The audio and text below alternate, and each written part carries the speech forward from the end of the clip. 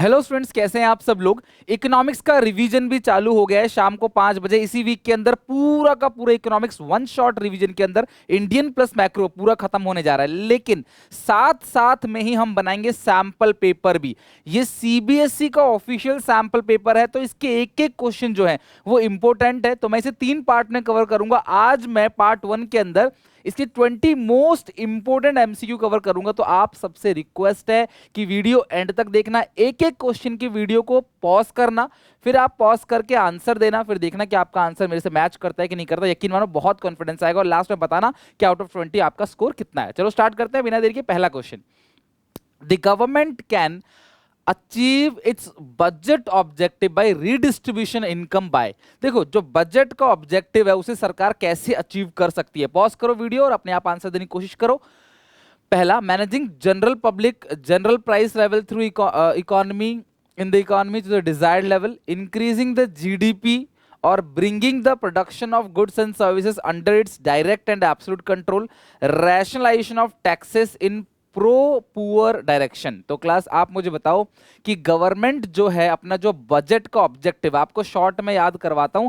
Budget का objective 4 बताया था क्लास मैंने, एम से managing public sector enterprise, economic stability, redistribution of income and wealth, यही है। और क्लास एलोकेशन ऑफ रिसोर्सेज। तो ये जो redistribution of income and wealth है, इसे सरकार किस तरीके से कंट्रोल करेगी, बताओ क्लास। सबसे पहले का आंसर, तो इसे क्या करते हैं क्लास के अंदर, जो हायर इनकम के लोग होते हैं उन पर सरकार हैवी टैक्स लगाती है, टैक्स सिस्टम को प्रोग्रेसिव बनाया जाता है, और जो गरीब लोग हैं उनको सरकार सब्सिडी देती है। तो पहले का डी ऑप्शन करेक्ट है क्लास। रैशनलाइजेशन ऑफ टैक्सेस यानी कि अमीर लोगों के लिए हाई टैक्स, गरीब लोगों के लिए सब्सिडीज इन प्रो पुअर क्लास डायरेक्शन। तो ध्यान रखना कि जो गरीबी को हटाने के लिए सरकार ये पॉलिसी अपनाती है, किसमें, redistribution of income and wealth. M M से क्या होता है, मैनेजिंग पब्लिक कंपनीज को मैनेज करना, यहाँ पे इन्फ्लेशन डिफ्लेशन कंट्रोल करना। और ए से क्लास क्या होता है, जो बीड़ी सिगरेट तंबाकू इन चीजों का प्रोडक्शन कर रहे हैं उन पे हैवी टैक्स, और जो क्लास खादी का प्रोडक्शन कर रहे हैं, फूड आइटम का, नेसेसिटीज ऑफ लाइफ का प्रोडक्शन कर रहे हैं, उनके लिए low tax. Balance of payment of a company record dash for a fiscal. तो बैलेंस ऑफ पेमेंट क्या रिकॉर्ड करता है बेटा, balance of payment income and expenditure record करता है, इनफ्लो आउटफ्लो फंड रिकॉर्ड करता है, inflow outflow foreign exchange record करता है, या इनफ्लो आउटफ्लो ऑफ लोन्स। तो बड़ा सही आंसर है, बैलेंस ऑफ पेमेंट जो है वो इनफ्लो एंड आउटफ्लो ऑफ क्या रिकॉर्ड करता है, फॉरेन एक्सचेंज की कंट्री के अंदर कितनी फॉरेन करेंसी आई और कंट्री से कितनी फॉरेन करेंसी बाहर गई। Next, identify which of the following bank does not interact directly to the general public. आम जनता से कौन सा बैंक इंटरैक्ट नहीं करता, यानी कि हमारा बैंक कमर्शियल बैंक, तो कौन सा ऐसा बैंक है जो हमसे नहीं इंटरैक्ट करता, यानी कि सेंट्रल बैंक ऑफ इंडिया, मतलब कि reserve bank, central bank which is reserve bank. तो यहाँ पे सेंट्रल बैंक ऑफ इंडिया पे टिक मत करना बेटा, because central bank of India is also a commercial bank. मतलब सेंट्रल बैंक तो हर कंट्री का एक होता है, हमारी कंट्री का भी आरबीआई है, लेकिन ये सेंट्रल बैंक ऑफ इंडिया खुद एक कमर्शियल बैंक है। Okay, next, identify which of the following is not an example of invisible item under current account of balance of payment transaction।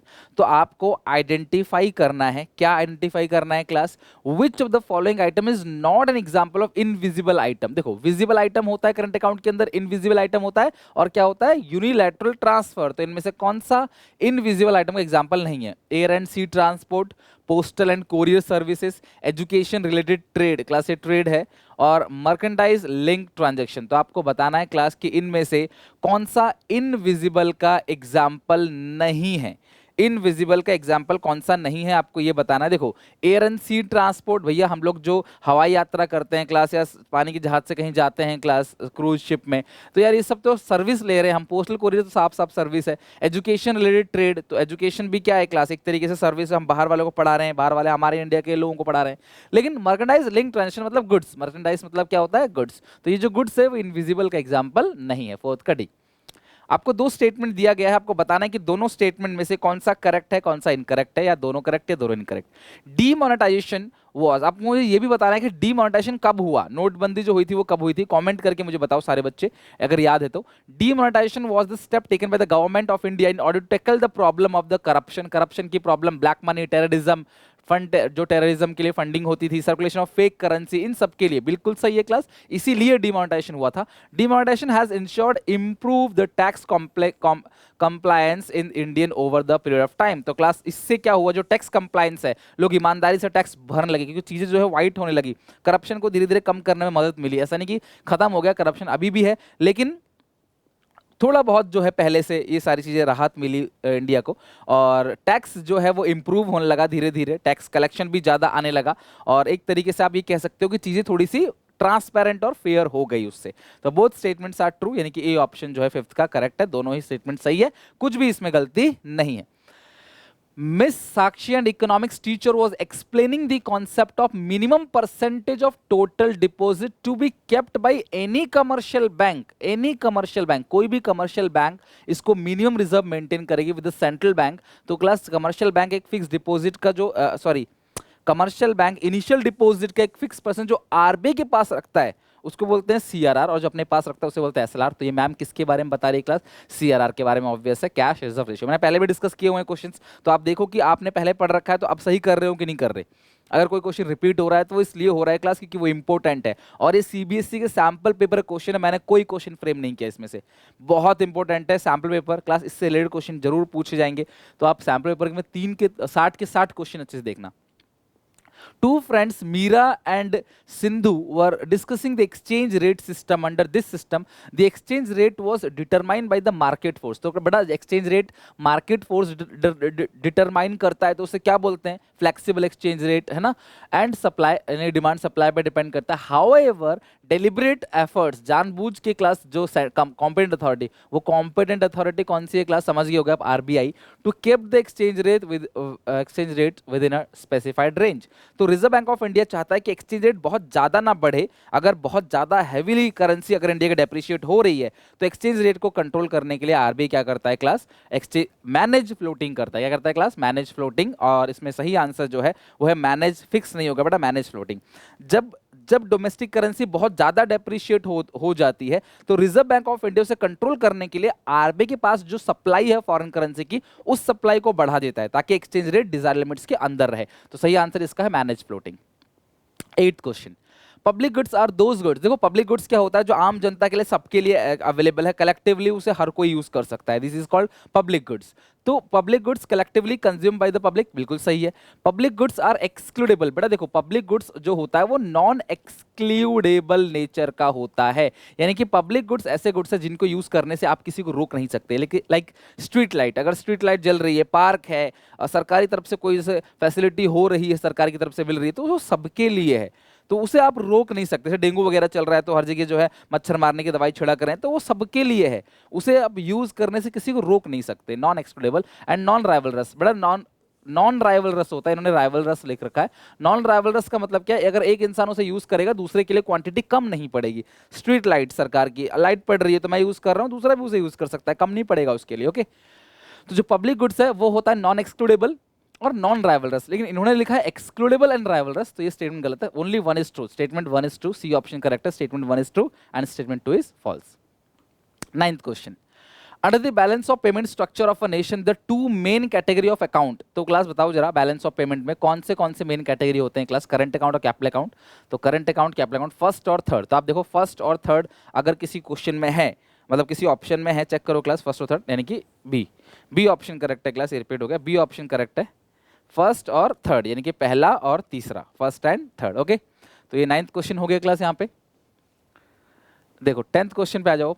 Identify which of the following is not a function of the reserve bank of India. RBI के functions बहुत important है और बताया भी था class मैंने आपको, बहुत जरूरी है इनके फंक्शंस को पढ़ना, घुमा के क्वेश्चंस पूछा जा सकता है इससे। तो कौन सा फंक्शन जो है वो इंपॉर्टेंट फंक्शन नहीं है आरबीआई का?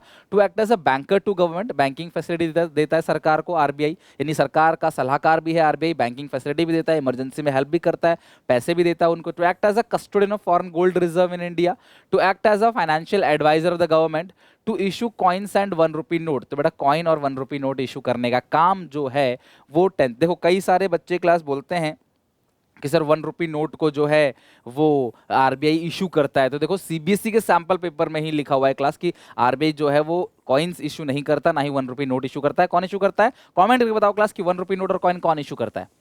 Industrial policy resolution 1956 frame the basis of the dash five year plan. तो मुझे बताओ क्लास 1956, इसी में आंसर है। 1956 जो है वो कौन से फाइबर प्लान का हिस्सा है? तो सही आंसर है क्लास, सीधी सी बात है, पहला जो था वो 1951 से 1956 है और आईपीआर 1956 में आया, तो ये सेकंड फाइबर प्लान होगा ना। तो 11th का जो सी ऑप्शन है वो बिल्कुल करेक्ट है, तो 11th पे सी पे टिक करना। डियर लर्नर्स, आई होप आपकी प्रिपरेशन बहुत अच्छे से चल रही होगी, आप लोगों को डाउट्स भी आ रहा होगा। अनअकैडमी इस डाउट को सॉल्व करने के लिए फ्री ऑफ कॉस्ट आपके ले रहा है class ask a doubt feature, और इस फीचर के अकॉर्डिंग क्लास आप अनअकैडमी 24/7 डाउट्स पूछ सकते हो। आपको करना क्या है क्लास, पूछना है सवाल और जीतना है। अगर आप 10 डाउट पूछते हो तो अनअकैडमी का 15 डेज का जो प्लस सब्सक्रिप्शन है वो आपको मिलेगा बिल्कुल फ्री। जी हाँ, 15 डेज का सब्सक्रिप्शन आपको बिल्कुल फ्री मिलता है। डिस्क्रिप्शन बॉक्स में लिंक है, अनअकैडमी का ऐप डाउनलोड करो, मेरा कोड यूज करना फ्री अनलॉक करने के लिए SPA10, और ये ऑफर जो है 15 से 21 नवंबर तक वैलिड है, यानी कि क्लास आज से आप डाउट पूछ सकते हो 6 to 12 क्लास के लिए CBSE और MH बोर्ड के लिए क्लास 9 to 12। और ध्यान रखना क्लास की किस तरीके से आपको पूछना है। सबसे पहले अनअकैडमी का ऐप डाउनलोड करना है, डाउनलोड करने के बाद आस्क के डाउट पे जाके क्लिक करना, वहां पे क्लास पिक्चर लेना, क्लास क्वेश्चन की स्कैन करके पिक्चर अपलोड कर देना, सब्जेक्ट सिलेक्ट कर लेना, class physics chemistry math biology कौन सा आपका सब्जेक्ट है। अपलोड करने के बाद आप class directly instant video solution में, हाई क्वालिटी वीडियो सॉल्यूशन में आपको आंसर मिल जाता है। तो जाओ जाके ऐप डाउनलोड करो, डिस्क्रिप्शन बॉक्स में लिंक है, मेरा कोड यूज करना मत भूलना जो कि है SPA10 फ्री अनलॉक करने के। 10 डाउट पूछो और फ्री में क्लास आपको मिलेगा 15 दिन का सब्सक्रिप्शन। ओके, चेक करते हैं next question number 12। Occupational structure refers to, occupational structure कहते किसको हैं? तो ऑक्यूपेशनल स्ट्रक्चर का मतलब क्या होता है, size of labour force in a country, number of people living in a country, distribution of workforce among different sectors of an economy, nature of different occupation. तो देखो बेसिकली क्या होता है कि जो ऑक्यूपेशन स्ट्रक्चर है कि इंसान किस किस सेक्टर के अंदर काम कर रहा है, प्राइमरी सेक्टर में कितने लोग काम कर रहे हैं, सेकेंडरी में कितने लोग काम कर रहे हैं, टर्चरी में कितने लोग काम कर रहे हैं। तो distribution of workforce among different sector of an economy, अलग अलग सेक्टर में कितने कितने लोग काम कर रहे हैं। 13 question, dash is the proportion of agriculture produce. देखो CBSE का जो सैंपल पेपर है उसमें जो क्वेश्चन है एक भी क्वेश्चन इलॉजिकल नहीं है, सारे क्वेश्चन जो है वो बहुत ही सही है।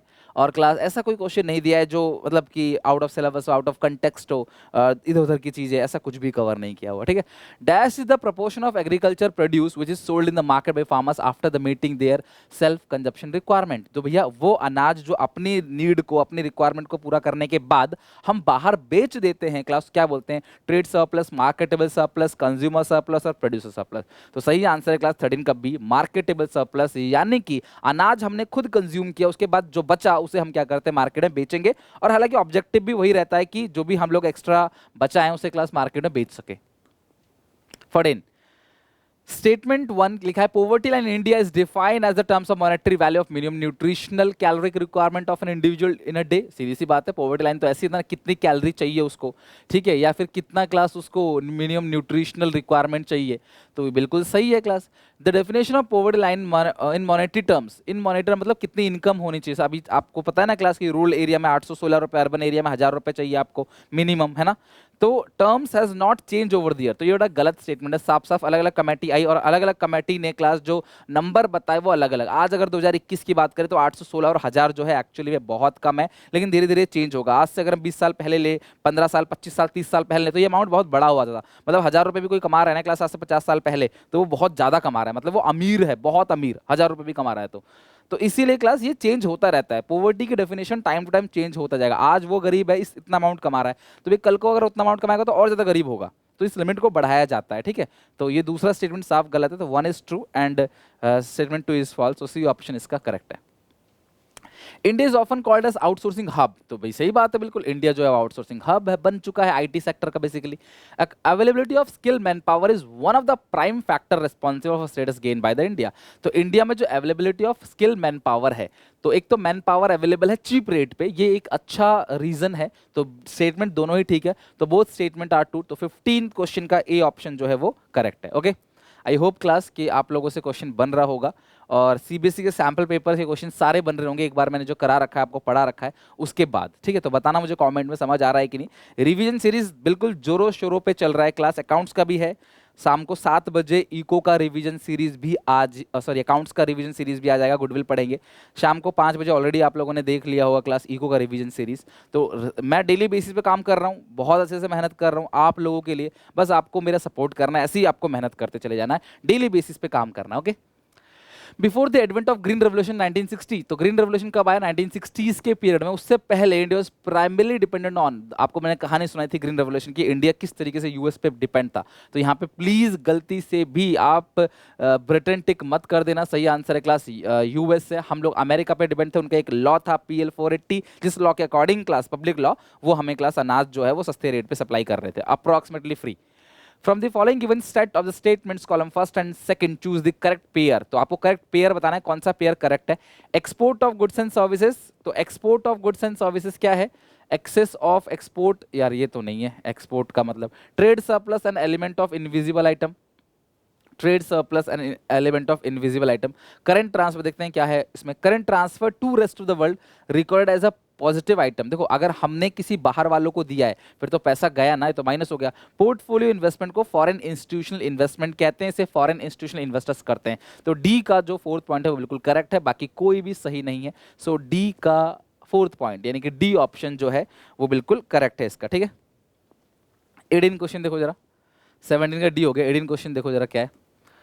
National bank for agriculture and rural development, NABARD, establishment कब हुआ था? मुझे डेट बताओ फटाफट। कमेंट, सबको याद करा रखा है, मुझे डेट बताओ क्लास। जिन बच्चों ने याद करा है, मैंने आप बहुत जोर दिया है हर एक चीज के ऊपर, तो जितने भी ऐसे क्वेश्चंस हैं डेट वेट के, करंट अफेयर से रिलेटेड, सब कराऊंगा आपको बिफोर एग्जाम और याद करवा के भेजूंगा दिमाग में डाल के। बात मान लो मेरी, कॉमेंट में लिखो, जिनको नहीं पता जाके चेक करो। टू कोऑपरेट एक्टिविटी, तो ये जो नाबार्ड है ये कैसा बैंक है? कोऑपरेटिव बैंक है, अपेक्स है, micro credit and class private. तो ये क्लास नहीं है बिल्कुल, माइक्रो क्रेडिट भी नहीं है, ये अपेक्स बैंक है। ये कंट्रोलर है, पूरी बैंकिंग सिस्टम को क्या करता है क्लास? कंट्रोल करता है। The government of India has decided to vaccinate the adult population in India, Covaxin Covishield पर चल रहा है क्लास, अभियान जो है वो वैक्सीनेशन का पूरे इंडिया में without any charge, free of cost. This would be categorise as, तो ये कैसा एक्सपेंडिचर है? जो वैक्सीनेशन का खर्चा है, जो राशन बांटने का खर्चा है सरकार का, गरीबों को राशन बांटने का खर्चा शायद बढ़ा भी दिया गया है अभी, और राशन बटेगा गरीब लोगों को। तो ये कैसा एक्सपेंडिचर बेटा? ये रेवेन्यू एक्सपेंडिचर है, ठीक है। ये कैपिटल एक्सपेंडिचर नहीं है। क्यों? क्योंकि ना ही इससे कोई असेट सरकार की क्लास बढ़ रही है, ना ही कोई लायबिलिटी कम हो रही है। सरकार का एक तरीके से जन कल्याण खर्चा है, लॉ एंड ऑर्डर मेंटेन करने का खर्चा है। These all revenue expenditure, non recurring, और ये रेकरिंग एक्सपेंडिचर है।